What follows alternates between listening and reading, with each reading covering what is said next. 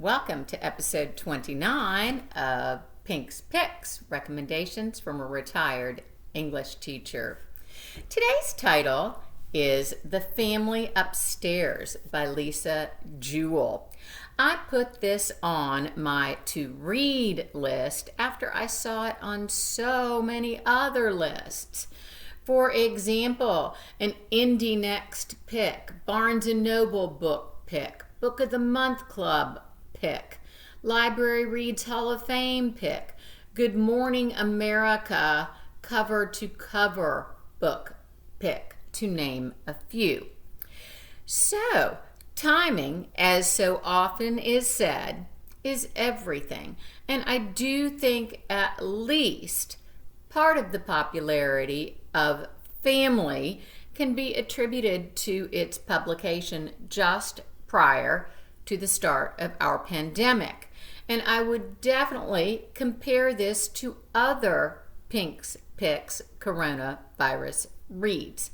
Structurally, with 339 pages divided into 69 chapters, it's similar to James Patterson, Candace Fox's The Inn, which I discussed in episode 1.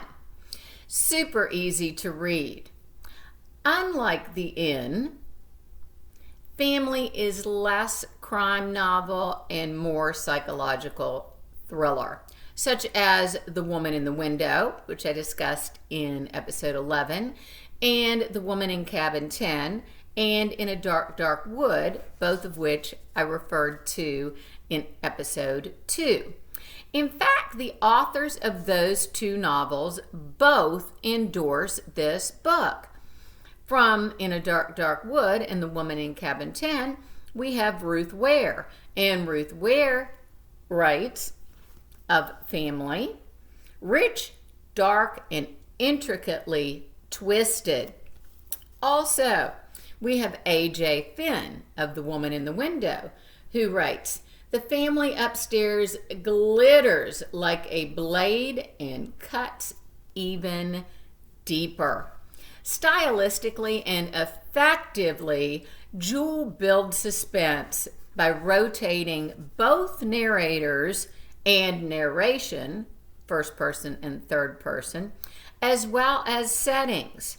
The action begins a month after the adopted Libby's 25th birthday, which, unbeknownst to her, she is to inherit from her birth parents a large, long empty house in an upscale neighborhood. When Libby learns of this windfall, she also discovers the devastating details of her biological parents' deaths, and that she has two siblings who have been missing for decades.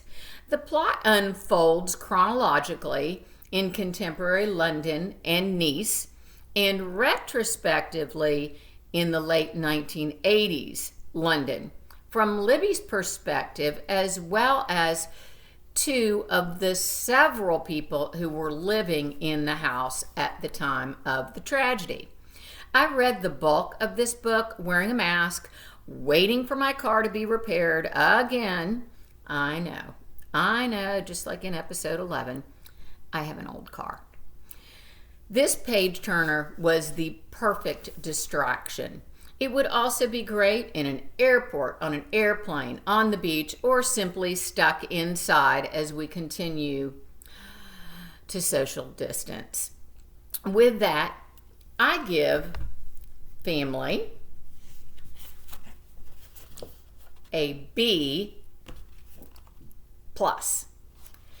Next time, we'll be discussing another new release, a little bit newer than Family Upstairs, called The Vanishing Half.